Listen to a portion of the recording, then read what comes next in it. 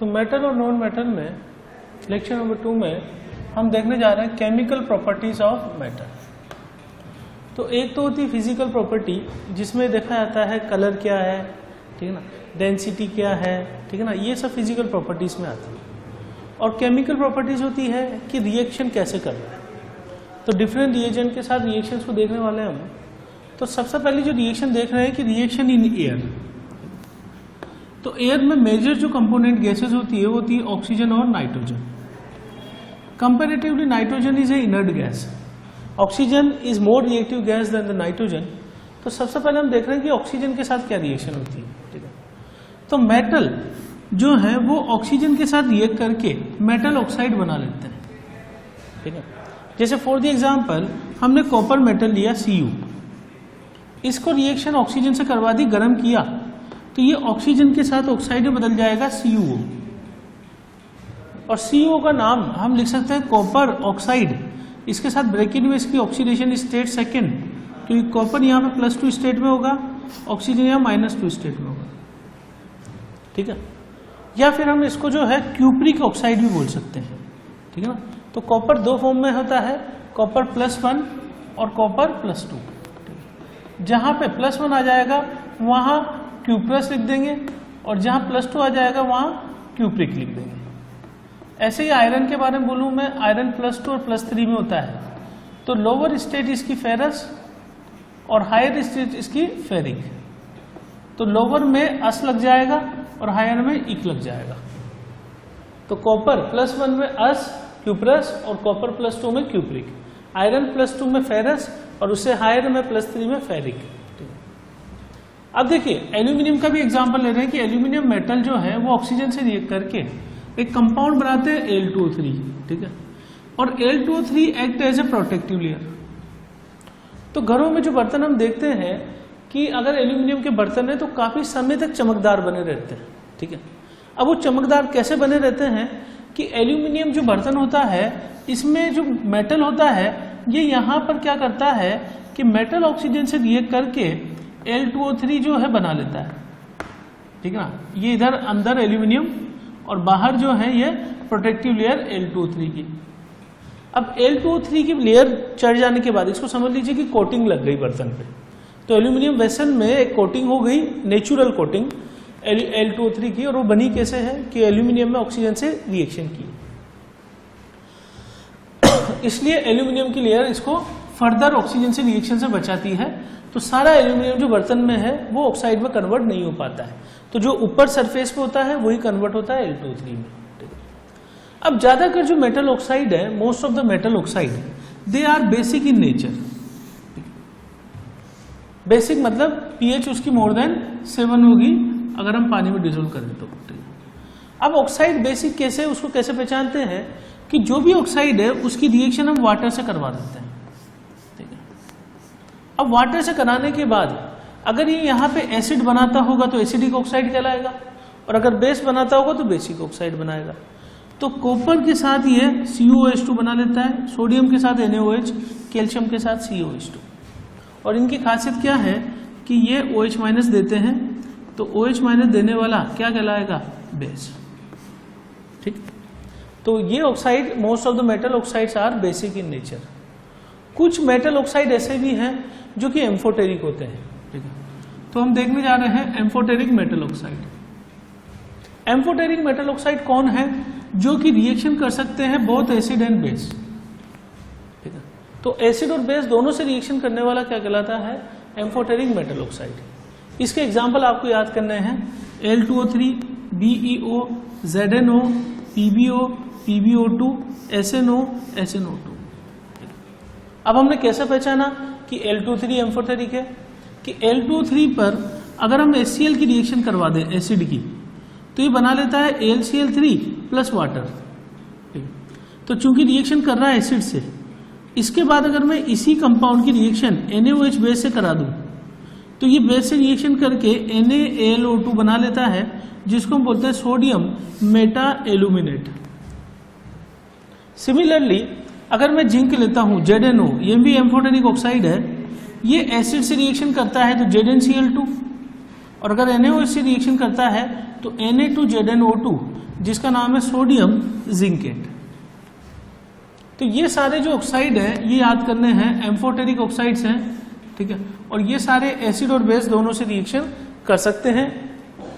Theoretically हमें पता नहीं चलता है, ये रिएक्शन से पता लगेगा कि ऑक्साइड एसिड में डिसोल्व होता है या नहीं होता है, एज वेल एज बेस में डिसोल्व होता है या नहीं होता है। तो एम्फोटेरिक वो हैं जो कि एसिड और बेस दोनों से रिएक्शन करने में सक्षम है।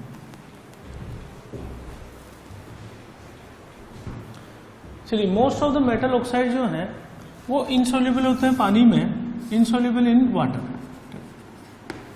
पर कुछ मेटल ऑक्साइड ऐसे होते हैं जो कि डिसॉल्व हो जाते हैं वाटर में एंड दे फॉर्म अल्कलीज। जैसे हम ऑलरेडी एग्जांपल ले चुके हैं कि जैसे Na2O है, Na2O वाटर में डिसॉल्व होकर NaOH बना लेता है, K2O वाटर में डिसॉल्व होकर KOH बना देता है। तो यदि ऐसा होता है कि रिएक्शन वाटर के साथ विग्रस हो, तेजी से हो, तो उस केस में ज्यादातर मेटल ऑक्साइड जो है डिसॉल्व हो जाएंगे पानी में, और उसके बाद ये कुछ ना कुछ एल्कली या इस तरह का कोई कंपाउंड बनाने वाले हैं। ठीक है, तो डिसॉल्व हो रहे हैं वाटर में, इसका मतलब वो रिएक्शन कर रहे हैं वाटर से, और उसके बाद वो बेस बना रहे हैं NaOH या KOH। जैसे Na2 और K2 का एग्जाम्पल लिया मैंने, ये दोनों बेसिक ऑक्साइड है। इनको बेसिक ऑक्साइड हम क्यों बोल रहे हैं? बिकॉज एल्कली या बेसिक ऑक्साइड एक ही बात है, बेसिक ऑक्साइड या एल्कली। इनको बेसिक ऑक्साइड इसलिए बोल रहे हैं क्योंकि यहां से बेस प्रोड्यूस कर रहे हैं। ठीक है, अब देखिए पोटेशियम और सोडियम मेटल पीरियोडिक टेबल में जो एल्कली मेटल्स हैं, एल्कली मेटल हम इनको इसलिए बोलते हैं क्योंकि ये मेटल जब वाटर में डिसॉल्व किए जाते हैं तो तेजी से एल्कली या बेस प्रोड्यूस कर देते हैं। तो एल्कली मेटल एल्कली इसलिए बोले जाते हैं क्योंकि पानी में ये बेस प्रोड्यूस करने की क्षमता रखते हैं। ठीक है, अब एल्कली मेटल को यदि मैं ओपन एटमॉस्फेयर में रख दूं, ओपन एटमॉस्फेयर यानी कि ऑक्सीजन में रख दूं, ठीक है, तो ये अपने आप जल उठते हैं। तो इनकी जो रिएक्शन है ऑक्सीजन के साथ बहुत फास्ट है और vigorously they can react with oxygen gas, और इतनी तेजी से रिएक्शन होती है कि it Burns spontaneously, means it catches fire in open atmosphere.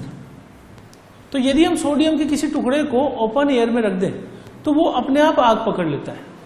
Similarly it happens with the potassium metal. Potassium और सोडियम बहुत रिएक्टिव मेटल होने की वजह से ये आग पकड़ लेते हैं, इट बर्न्स स्पॉन्टेनियसली, और बर्न करेंगे तो इसका मतलब ये ऑक्साइड बनाएंगे। ठीक है, जैसे सोडियम एक ऑक्साइड बना लेगा ऑक्सीजन के साथ तुरंत Na2O2, ठीक है, और के पोटेशियम मेटल तुरंत ऑक्सीजन के साथ ऑक्साइड बना लेगा KO2। और अगर मैं इन ऑक्साइड्स को पानी में डालूंगा तो ये बेस प्रोड्यूस करेंगे, एल्कली प्रोड्यूस करेंगे। ठीक, चलिए, सोडियम चूंकि आग पकड़ लेता है एटमॉस्फेयर में तो इसको हम खुला नहीं रख सकते, तो सोडियम को स्टोर किया जाता है। It must be kept in kerosene. Kerosene में रखने पे क्या होगा कि इसका संपर्क वायु के साथ नहीं हो पाएगा, एटमॉस्फेयर की एयर के साथ संपर्क रुक जाएगा और ये बर्निंग से बच जाएगा। ओपन रख देंगे तो तुरंत आग पकड़ लेगा। ठीक है, अब कुछ मेटल ऐसे हैं, मैग्नीशियम, एल्यूमिनियम, जिंक और लेड। ये मेटल ऑक्सीजन के साथ धीरे धीरे जो है एक थिन लेयर ऑफ ऑक्साइड बना लेते हैं आसपास, और ये जो थिन लेयर ऑफ ऑक्साइड है it is a protective layer. और ये प्रोटेक्टिव लेयर क्या काम करती है? इट प्रिवेंट्स फर्दर ऑक्सीडेशन, क्योंकि ऑक्सीडेशन हो रहा है। तो मैंने जैसा भी बताया कि एल्यूमिनियम एक ऑक्साइड बना लेता है Al2O3, और फिर ये फर्दर आगे रिएक्शन नहीं कर पाता है, इसलिए एल्यूमिनियम के बर्तन कई दिनों तक चमकीले बने रहते हैं। तो ये सारे मेटल जो हैं अपने आसपास एक प्रोटेक्टिव लेयर फॉर्म करते हैं जिनसे इनका फर्दर ऑक्सीडेशन रुक जाता है because of the thin layer of oxide. Copper metal को अगर गर्म किया जाए, गर्म में ये ऑक्सीजन से रिएक्ट करके CO बनाता है, ब्लैक कलर की लेयर। तो कॉपर के बर्तन कुछ दिनों बाद जो है ब्लैकिश होने लग जाते हैं। ठीक है, तो ब्लैकिश इसलिए हो जाने लगते हैं कॉपर के बर्तन क्योंकि वो ऑक्सीजन से रिएक्शन करते हैं और ब्लैक लेयर उसमें फॉर्म कर लेते हैं। अरे हितेश, अगला जो फिनोमिना हम देख रहे हैं ये है anodizing. Anodizing means it is formation of thick layer of oxide by aluminium when expose to air. Air means oxygen gas. तो ऑलरेडी हम देख चुके हैं कि एल्यूमिनियम मेटल जो है वो ऑक्सीजन से रिएक्ट करके और एक आसपास एक थिक लेयर प्रोटेक्शन के लिए फॉर्म करता है जो कि मेटल को फर्दर कोरोजन से बचाती है, ठीक है। तो हमने ये देखा कि एल्यूमिनियम जब ऑक्सीजन से रिएक्ट कर लेता है तो it form Al2O3 coating, and ये कोटिंग क्या काम करती है, it prevents further corrosion of metal. तो बर्तन के आसपास क्या करता है, ये कोटिंग का काम करेगा और ये इसको फर्दर कोरोजन से रोक लेगा, ये एल्यूमिनियम और ये इसका प्रोटेक्टिव लेयर। तो ये फर्दर अटैक करने से ये जो अंदर वाला मेटल है it is safe now, because अब ये ऑक्सीजन के कांटेक्ट में नहीं आ पा रहा है, क्योंकि इसके आसपास एक लेयर हमने बना दी है किसकी, Al2O3 की, ठीक है। अब एनोडाइजिंग जो अपन फिनोमिना यूज कर रहे हैं ये क्या होता है वो समझ रहे हैं, ठीक है। हमने एक चीज के बारे में जानकारी देखी थी, इलेक्ट्रोलाइसिस। इलेक्ट्रोलाइसिस का मतलब है कि current is passed in the solution, ये सॉल्यूशन भर दिया और करंट हमने पास किया, तो ये करंट की डायरेक्शन, ये इलेक्ट्रॉन की डायरेक्शन, प्लस और माइनस। माइनस सिरे से जुड़ी हुई प्लेट को कैथोड बोलते हैं और प्लस सिरे से जुड़ी हुई प्लेट को एनोड बोलते हैं। तो हम क्या करते हैं, एनोड की जगह पर हम एनोड प्लेट को रिप्लेस कर देते हैं एल्यूमिनियम की एक प्लेट से या बर्तन से या वेसल से। तो एल्यूमिनियम का कोई भी बर्तन हो या वेसल हो उसको हम यहाँ पे एनोड पर रख देंगे और इसमें सॉल्यूशन भर देंगे डाइल्यूट H2SO4। डाइल्यूट H2SO4 भरकर हम इसमें इलेक्ट्रिसिटी पास कर देंगे। इलेक्ट्रिसिटी पास करने पर रिएक्शन होगी, उसको हम क्या नाम देते हैं, इलेक्ट्रोलाइसिस, ठीक है। अब इलेक्ट्रोलाइसिस जैसे स्टार्ट होगा तो सबसे पहले मैं बात कर रहा हूं एनोड पर। तो एनोड पे क्या होगा कि वाटर जो है वो एनोड पर ऑक्सीडेशन रिएक्शन शो करेगा और वाटर ऑक्सीजन में बदल जाएगा, H+ देगा आयन साथ में और इलेक्ट्रॉन लिबरेट कर देगा। Loss of electron is called as oxidation. तो वाटर क्या करता है, ऑक्सीजन गैस प्रोड्यूस करता है, कहां पर, यहां पर। तो जो वाटर इसमें पड़ा हुआ है ये यहां पर ऑक्सीजन गैस प्रोड्यूस करने लग जाएगा और जो ऑक्सीजन रिलीज होगी वो तुरंत एल्यूमिनियम के बर्तन से या वेसल से रिएक्शन करने लग जाएगी और Al2O3 की एक थिक लेयर बना देगी।